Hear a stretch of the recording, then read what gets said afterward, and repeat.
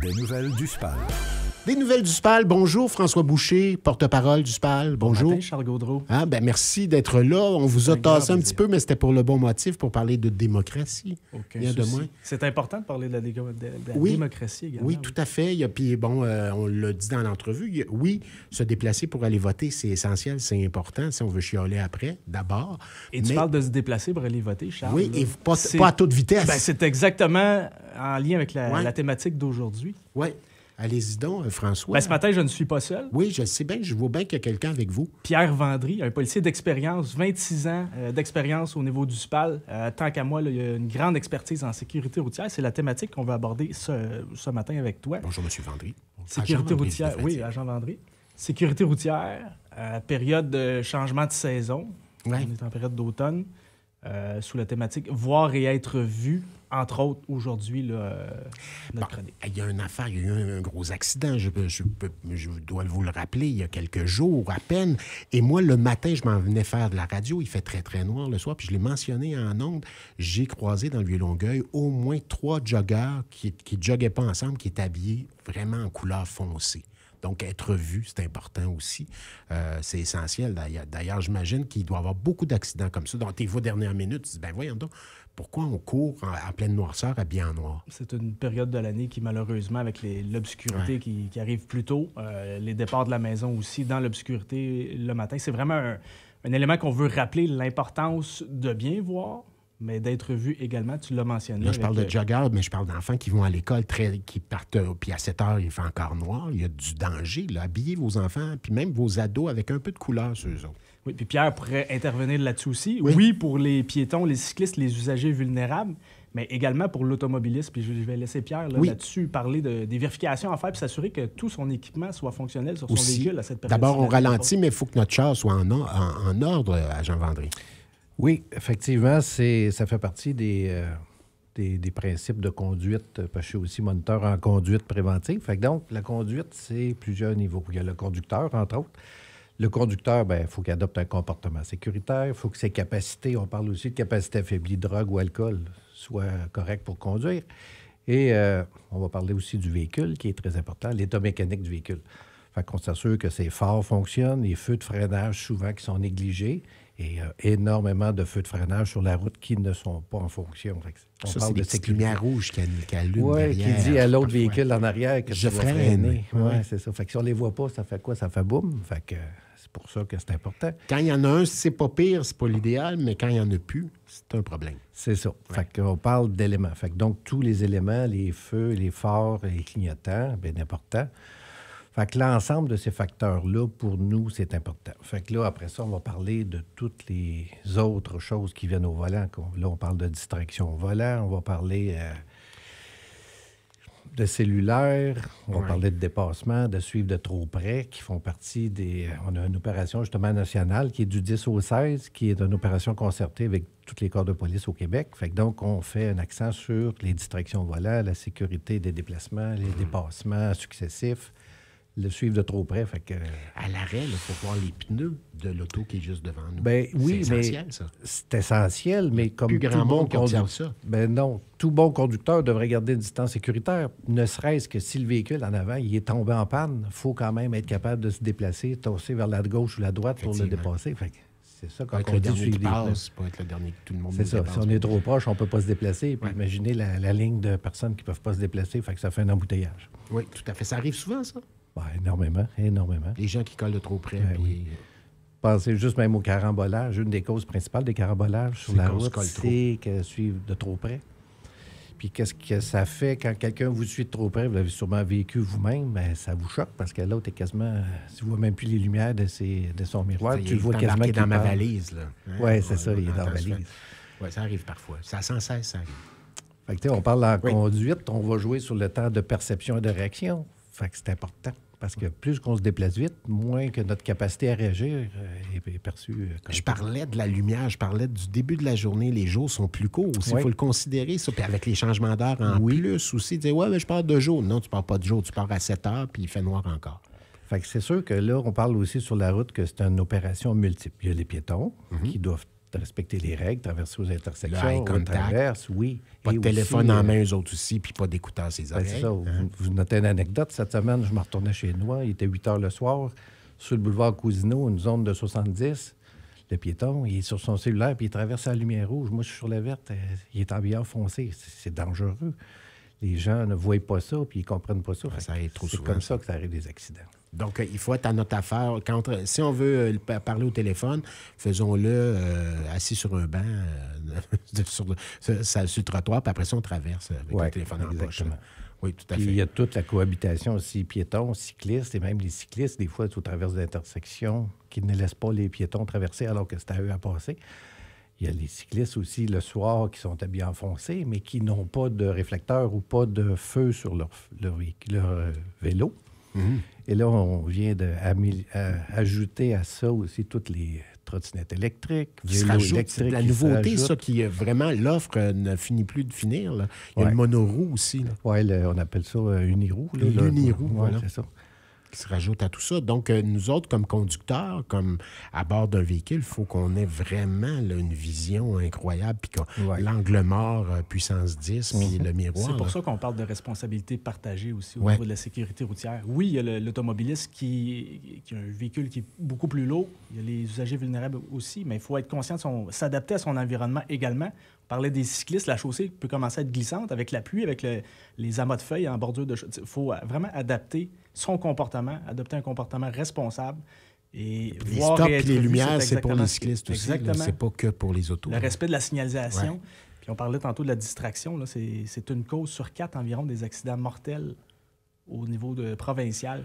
C'est vraiment, vraiment préoccupant, les éléments de distraction. Là, On à parlait ce du moment-ci. téléphone. Ouais. Oui. L'écran qu'on a désormais aussi dans l'auto qui peut être déconcentré considérablement, ne serait-ce que pour Ouais. changer un poste. Maintenant, on l'a au visuel, puis c'est plus comme avant. Là. Et de mon expérience, pour avoir intercepté beaucoup de conducteurs aussi, il y en a qui sont en FaceTime sur leur téléphone, il y en a qui écoutent des films pendant qu'ils conduisent. J'ai Ouais. intercepté un il y a 2 semaines, je pense, pour de la vitesse. Et quand je l'intercepte, en avant de son afficheur de vitesse, il y avait un film qui jouait. C'est tous des comportements qui sont à risque parce que on en parle. Puis aujourd'hui, on est dans une société qu'on est encore plus branché, les médias sociaux et tout. Fait que Ouais. les gens peuvent pas dire qu'ils ne savaient pas. Chaque seconde d'inattention, en fait, peut avoir des répercussions négatives. Puis Oui, on oui, sait tout plus à la fait. vitesse est élevée de circulation. Puis il faut le faire harmonieusement parce que Exactement. il y a la rage au volant, mais il y a la rage aussi dans nos rapports où on aime ça se donner des leçons mutuellement, alors qu'on devrait peut-être juste dire attends une minute, là. Mais nous, c'est un appel à la Ça collaboration regarde, qu'on fait. peut-être. Oui, Oui, on fait de la prévention, on fait de la répression, mais c'est aussi un message qu'on veut lancer de la collaboration de tous et chacun. Tous les usagers de la route, en fait, devraient se responsabiliser et prendre soin vraiment d'être attentifs à ce qui se passe autour d'eux, puis de considérer aussi les autres usagers de la route. On peut parler des véhicules lourds. On a fait une opération le 10 octobre dernier Oui. visant particulièrement les véhicules lourds. Ils ont leurs responsabilités. Mais il faut être conscient aussi que si on ne voit pas nous-mêmes leur rétroviseur, il y a tellement un angle mort important sur ces véhicules-là qu'ils ne nous voient pas non plus. Donc, notre position Avec par notre rapport à un propre véhicule véhicule, lourd, là, tout à exactement, ou qu'on soit à Ouais. pied aussi, en bordure de chaussée, c'est important à considérer. Donc, il y a vraiment les considérations qui sont très, très importantes de l'ensemble des usagers. Il y a tout le concept prioritaire de l'autobus aussi par rapport à nous. Oui. Autobus Ouais. de ville, entre Mhm. autres, ben, tu ne vas pas te placer à côté à une intersection, tu le Les laisses voies. aller, c'est lui qui est priorité. Les voies réservées qui ne sont Oui, pas souvent aussi. respectées. Fait que, tu sais, si on revient au sujet Oui. aussi des fois de l'automne, Ouais. l'automne, ça amène un lot de problématiques. Il y a les feuilles qui tombent. Fait que donc, les cyclistes aussi, des fois, les bouches d'égout sont bloquées. Ça peut aussi, Il y a une lorsqu'il roue qui pleut, peut se prendre là-dedans. faire des accumulations d'eau pour les automobilistes. On parle d'aquaplanage. Il va y avoir les changements de pneus aussi qui est jusqu'au 1er décembre. La luminosité qui réduit. Fait que donc, effectivement, là, être vu et s'assurer d'être vu. Puis être visible, s'assurer d'être vu. Ça veut dire à Jean Vendry qu'il faut pratiquement prendre le temps de s'asseoir et dire qu'est-ce qui change là, au niveau de la conduite. Peut-être juste prendre un 5 minutes puis s'en parler, peut-être en couple, en famille, dire OK, Ouais. qu'est-ce qui change? On fait attention à ça. On ne le fait peut-être pas assez, se dire ça, se jaser de ça. Oui, et en même temps, qui prend le temps, ne serait-ce qu'une fois par semaine, d'allumer ses lumières, de faire le tour du véhicule, de Pour voir regarder si ça fonctionne. l'état des pneus et Ouais. tout? Parce que les pneus est Personne. un élément important Personne ne fait ça. aussi. Tu sais, on parle, là, le changement de pneus va survenir, mais il y en a qui roulent jusqu'à la dernière limite des pneus avant d'échanger, que ça veut dire qu'ils roulent avec des Regardez-moi pneus pas qui de sont même. finis. Ah, hein. regardez-moi pas de même. Non, là, c'est correct. Là, c'est correct, j'ai changé récemment. Mais moi, cette école-là, je tiens ça de mon père un peu, j'imagine, mais il faudrait que je sois plus rapide pour changer de pneu. Des fois, il faut les changer avant qu'ils soient finis. Oui, ne serait-ce que si je les change à la fin de l'été, puis j'ai des pneus neufs, l'année prochaine, quand je vais mettre mes pneus, je sais qu'ils sont bons. Ou il y en a encore qui roulent tout l'été avec nos pneus d'hiver, parce qu'ils font peut-être pas beaucoup de millage, ça c'est correct, mais ils arrivent à l'hiver, mais les pneus sont quand même finis, ou même si c'est des pneus d'hiver, là, des fois, c'est assez à regarder. Oui, ça, c'est pas bon. Fait que c'est ça. Mais c'est important. Il faut modifier. Il faut modifier son comportement. Il faut en être conscient qu'on roule moins vite, tout simplement. Puis on le voit. Moi, je le vois quand je fais la circulation. Je le sais, dès qu'il y a un changement de saison, puis vous le savez, vous, à titre de policier, j'en suis convaincu, mais dès qu'il y a un changement de saison, là, il va y avoir des accidents. Quand je fais la circulation, je le vois. Ça commence très, très tôt le matin, des accrochages, des accidents, etc. Là. Puis à un moment donné, ça se place. Mais au début, on le voit. On est encore tôt en saison pour en parler, là, mais il va y avoir de la neige bientôt. S'assurer, avant de partir, que toutes les obstructions possibles là, autour du véhicule sont dégagées. On parlait d'allumer les phares, mais c'est pas juste d'avoir des phares puis des feux en fonction, c'est qu'ils soient dégagés aussi de l'obstruction potentielle. On balaye notre auto, c'est une... Oui, puis d'avoir un pare-brise un pare-brise propre, s'assurer qu'on a du lave-glace aussi, que les essuie-glaces sont fonctionnels, sont en bon état. C'est vraiment de prendre la responsabilité de son véhicule comme conducteur pendant la conduite, mais d'avoir la responsabilité aussi du bon état de son véhicule. C'est pas juste un mode de déplacement, on a une responsabilité face à ça. Et puis, autre chose que là, les gens font, on parle de dégager le pare-brise. Il y en a qui collent toutes sortes de choses dans le pare-brise. Les GPS, les téléphones cellulaires, les supports dans le pare-brise. Ça, c'est pas permis. Le pare-brise doit être libre de tout. Fait que donc, le cellulaire ne doit pas aller là. Il doit être sous le tableau de bord. On voit vraiment l'avant-tout. C'est vrai, on le voit des fois. Beaucoup. Ouais. Puis donc, ça nuit au conducteur. Ça, c'est important. Il faut viser aussi ce qu'on doit faire, nous autres, à titre de propriétaire d'auto. Il y a des règles, il y a des lois aussi qui existent. Est-ce qu'il y a beaucoup d'arrestations à cet égard-là? Peu importe, vous parliez des pare-brises qui ne sont pas dégagés, mais est-ce qu'il y a beaucoup d'arrestations qui sont faites pour les pneus, pour les pneus qui ne sont pas changés à l'hiver, etc.? Êtes-vous en mesure de nous dire si... Nous, on fait périodiquement, on fait des opérations. Là, comme par exemple pour les camions, lundi passé, on a fait une opération de camion. On était plusieurs policiers. Je pense qu'on a donné 22 constats d'infraction pour ça. À l'intérieur de la ville? Oui, effectivement, à l'intérieur de l'agglomération, oui. Ouais. Pas sur la route nécessairement, là, à l'intérieur des villes. Sur la route, pour nous, dans l'agglomération, c'est ça, c'est sur notre territoire. Là. Mais il y en a qui roulent quand même vite. Il y en a beaucoup de camions dans nos villes. Il y a toutes sortes de choses, des interdictions de camions, des camions, de l'arrimage, tu sais. Même quand on a un chargement, il faut que tout soit bien entretenu, bien ficelé pour qu'il n'y ait aucune partie qui puisse se détacher, transport de matières dangereuses, etc. Il y a des campagnes qui sont mises sur pied. Est-ce qu'il y a une volonté de faire des choses vraiment, on fait attention, il y a un changement de saison. Est-ce qu'il y a des choses à retenir? Oui, c'est sûr que là, le changement de pneus, comme on dit, c'est le 1er décembre. Bien, après le 1er décembre, on a tout le temps, à toutes les années, une opération pour vérifier le changement de pneus. Fait que ça s'en vient. Fait que début décembre, on vous l'annonce qu'on va surveiller ça parce que ça commence à être dangereux parce que la première neige, c'est la plus dommageable. Mais même là, on sait que la nuit, présentement, des fois, ça gèle. Fait que quand on part le matin, il peut y avoir une couche de givre. Fait que si on n'a pas des bons pneus, c'est important. Faites-vous pour les vélos aussi? Les vélos... Les pneus sont finis, mon ami. Oui, des fois, ils n'ont pas de pneus d'hiver non plus. Et ça, c'est un autre débat. On leur permet de rouler puis on leur dégage les pistes cyclables. Mais... Des fois, quand il neige, c'est peut-être pas le temps de sortir le vélo parce qu'il y en a qui sont pas équipés. Il existe des vélos pour l'hiver aussi. Oui, il existe des vélos, mais c'est important. Oui, donc, merci. Merci d'être là. On s'arrête un petit peu à Jean Boucher, le temps de se préparer pour les questions du public. Allons-y. Donc, à Jean-Pierre Vendry, merci d'être là. Donc, une pièce musicale, tiens, Fred Dion, on a plus 20 ans, puis après ça, question du public. Mais toujours avec la chronique mensuelle du SPAL, donc à Jean Vendry, à Jean Boucher, merci d'être là. D'abord, on va reparler de l'Halloween tantôt parce que c'est essentiel aussi avec les changements de saison, mais là, on répond aux questions du public. François et Pierre, peut-être si vous voulez vous joindre à nous. Après une journée de patrouille, les policiers ont-ils à débriefer sur leur cadre de travail? Si oui, combien de temps ça dure en général? C'est une question de Frank P. de Longueuil. Si je peux commencer avec ça, à chaque début de quart de travail, il y a un rassemblement, peu importe la section, peu importe l'équipe de travail. Donc, il y a un rassemblement qui est fait justement pour parler des dernières heures de travail, de ce qui vient d'arriver, de ce qui nous attend.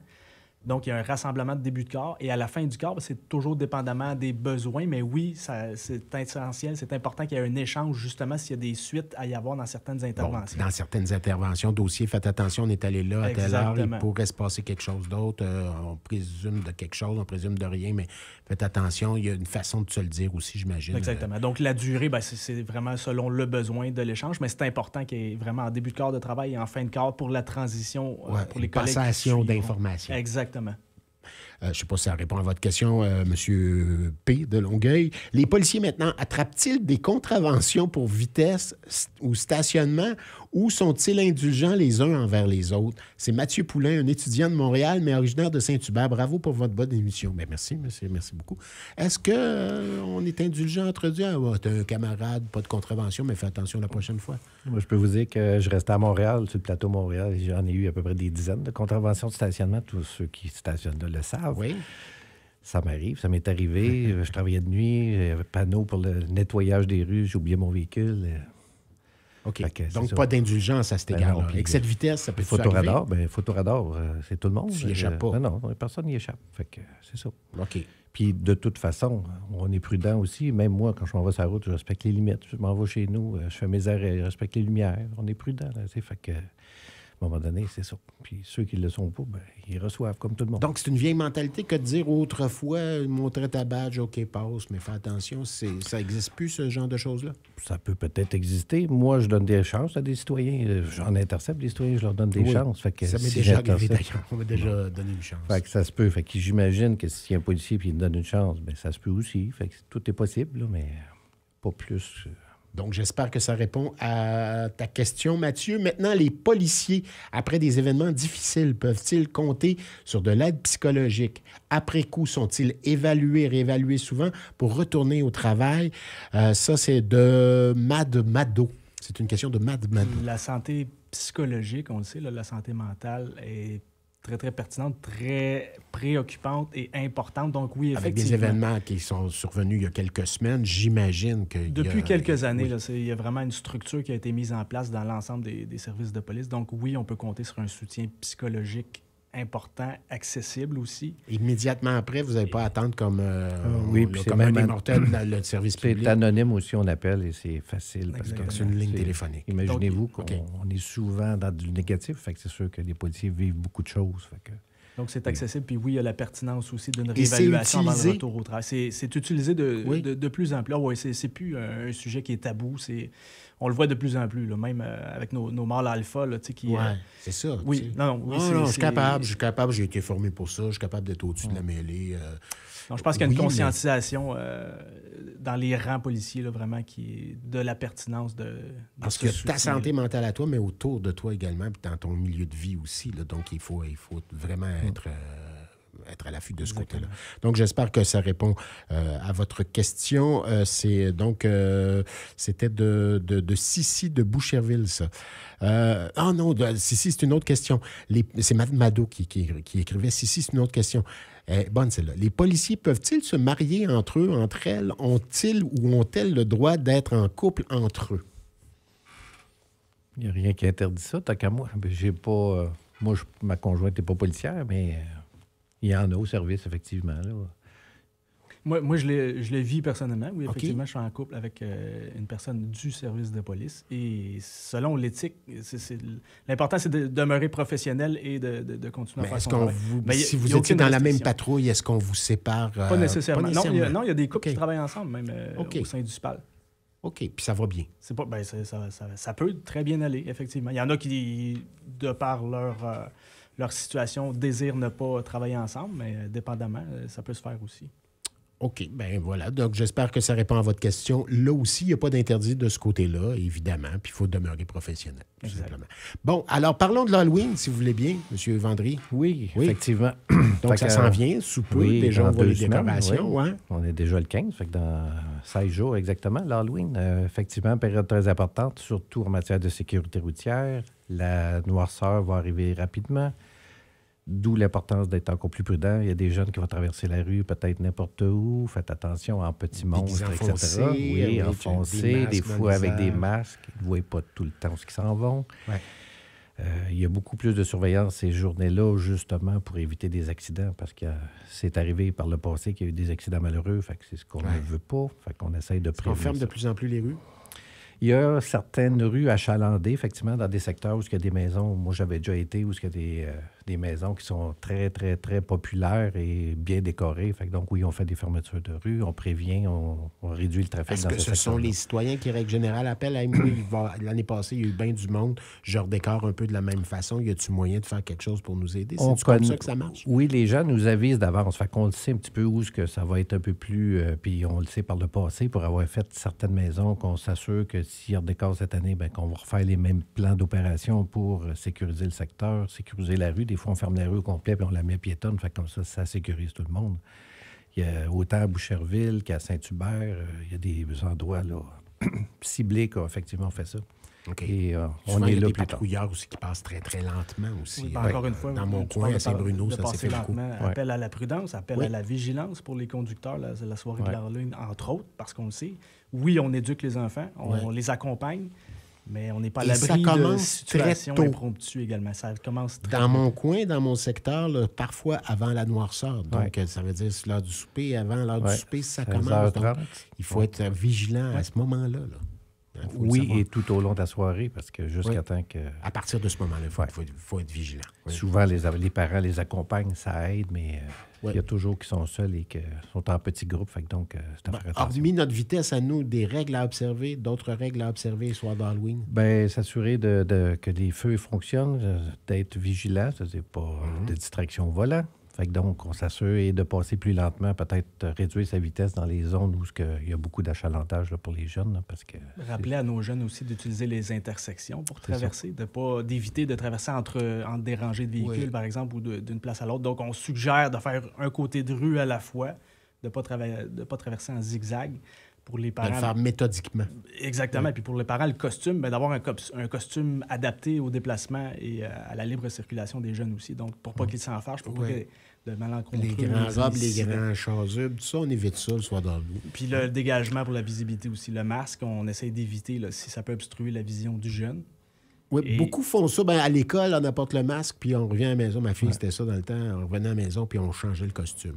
On Ou peut des faire ça fois, aussi. ils enlèvent le masque pour se promener, ils mettent le masque devant la maison et après ça, c'est correct. Là, mais l'idée, c'est ça. Sécurité d'abord et être vu et s'assurer de voir. Puis, Effectivement. puis on ne sait pas non plus quelle température qu'il va faire. Il va-tu faire chaud ou faire froid? Fait que Ouais. ça peut S'il dépendre. pleut beaucoup, ben, ça n'a pas lieu. Pour nous, pour le Les SPAL, parents font, ouais.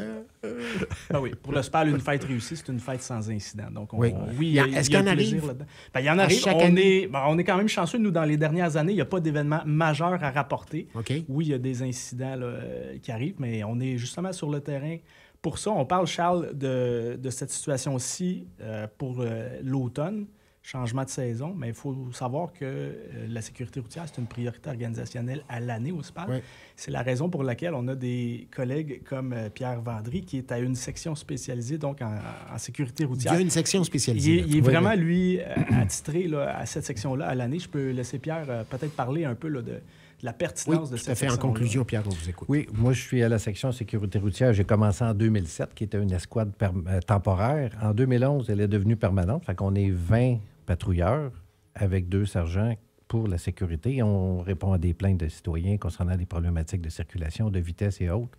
On est beaucoup aux abords des écoles.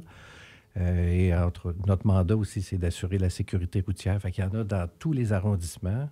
Il y en a qui sont dédiés à Boucherville, Saint-Bruno, Saint-Lambert, Brossard et Saint-Hubert. Fait que donc, on est là partout. On fait ça à la journée longue. Fait que donc, on fait différentes problématiques. Fait qu'on fait de tout. Tant des signalisations, des zones de vitesse que l'état mécanique des véhicules. Vous êtes combien de policiers là, On est dans 20 cette à la section? section, oui. OK. Fait que je suis un des 20. Puis je suis aussi formateur dans le domaine de l'utilisation des cinémomètres laser et Doppler. Je suis en conduite aussi. Fait qu'on fait de la prévention et aussi les patrouilleurs, quand ils ont des questions, ils se réfèrent à nous souvent parce que... Est-ce que vous êtes en mesure, Pierre, de dire que, bon, il y a tant d'années, c'était beaucoup plus Far West sur nos rues avec les automobilistes qui faisaient de la vitesse, qui ne faisaient pas attention, qui transgressaient des règles.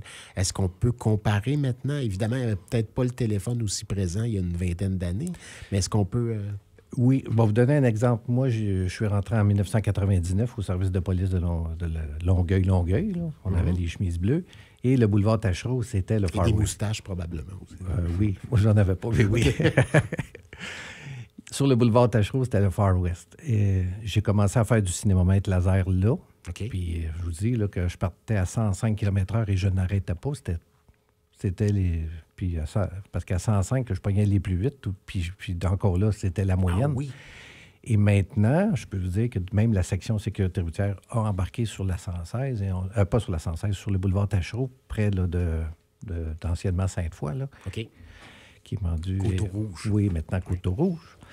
Fait que donc, je peux vous dire que maintenant, quand on fait une opération là, bien, des 90, 95, il y en a beaucoup moins qu'avant. Fait qu'on a vraiment fait diminuer la vitesse sur le tronçon de route et ça fait... Parce que là, il y a beaucoup plus de circulation, il y a une voie réservée pour les autobus. Fait qu'il y a eu une amélioration sur ce côté-là. Le nombre d'accidents dans ce secteur-là a aussi diminué. C'est sûr qu'il y a encore des secteurs... Il y a un lien à faire. Effectivement. Hein? Il y a des endroits aussi dangereux, comme on parle de la Pointe, 116 et boulevard Tachereau. Oui. Il y a eu des accidents mortels à cet endroit-là. Fait que oui, on fait encore des vérifications de vitesse là parce que c'est des endroits où c'est dangereux. C'est souvent là, évidemment, que moi, je me suis fait arrêter à quelques reprises, mais ça fait longtemps. Peut-être m'avez-vous déjà arrêté, d'ailleurs. Mais tout bon. est possible. Les gens sont-ils courtois quand ils se font arrêter? Vous faites-vous engueuler beaucoup? Je vous dirais que la majorité du temps, oui, mais il y en a toujours. Puis depuis la pandémie, il y en a quelques-uns qui sont un peu plus... argumentaires que d'autres. OK. Il y en a qui ne gênent pas maintenant. C'est-à-dire qu'ils veulent négocier ou au contraire, ça sort c'est que, sans complexe. Tu n'as pas d'autre chose à faire. OK. Tu vas jouer dans le trafic. Pourquoi tu n'es pas sur le bord des écoles? Quand on est sur le bord des écoles, tu n'as pas d'autre chose à faire. Va arrêter des bandits. Mais je pense que la sécurité routière, c'est une question de sécurité, de maturité. D'intelligence aussi. D'intelligence. Oui. S'il y a des panneaux, c'est parce qu'il y a des raisons. C'est dangereux. Hein? Oui. C'est que s'il y a des vitesses, c'est indiqué, c'est parce qu'il y a eu des problématiques et c'est dangereux, la circulation, la densité de la population. Fait qu'il faut penser à tout ça. Bon, croyez-vous que, puis on termine là-dessus, donc ça pue comme une mesure avec ce que c'était il y a 26 ans quand vous avez commencé ici à Longueuil. Croyez-vous qu'on s'en va vers encore mieux? J'ose espérer, mais je peux vous dire que depuis que j'en fais... je manque pas d'ouvrage. Okay. On en fait de plus en plus. Le téléphone a changé la donne. Et là, regarde, on peut même parler que les camionneurs utilisent le téléphone au volant. Fait que, on a encore du chemin à faire. Puis on a beau faire des campagnes de sensibilisation. Je pense que des fois, il faut éduquer les gens pour un constat à la fois. Un truc pour la route, là, pour la prudence, on a encore du chemin à faire. Oui, effectivement. C'est bon. Prenez des notes, Jean Boucher, pour votre prochaine campagne. Oui. On a encore du chemin à faire. Encore du chemin à faire. Oui. S'il y a un rappel qu'on peut faire, justement, c'est un partage de la route. Tout le monde se responsabiliser. En harmonie. Prendre le temps et éviter les distractions au maximum et ne pas conduire dans l'urgence non plus. Donc, c'est ce qui peut éviter la rage au volant, entre autres, et des situations pas obligé de gagner à la course. De comportement, oui. Parce qu'il n'y a pas de course à gagner. Hein? Non, il n'y a pas grand-chose à gagner. Il y a juste des choses à perdre. Oui, tout à fait. On parle juste de 50 à 60 km/h sur une distance de 3-4 km. On sauve à peine 10, 15, 20 secondes. Souvent, les chiens qu'on a dépassés nous rattrapent au stop. C'est ça. Merci beaucoup de votre visite à Jean-Pierre Vendry, à Jean-François Bouchon. On se reparle dans un mois, nous autres. Oui, merci de l'accueil. Merci. Donc, merci à vous qui nous écoutez. On a dépassé un petit peu, mais bon, pour le bon motif, évidemment. Passez une très agréable journée en nous écoutant. On se redonne rendez-vous demain, 6 h de bonne heure le matin. Sinon, vous nous écoutez les tourneaux, d'ailleurs, à midi. Franchement, les tourneaux à ne pas manquer.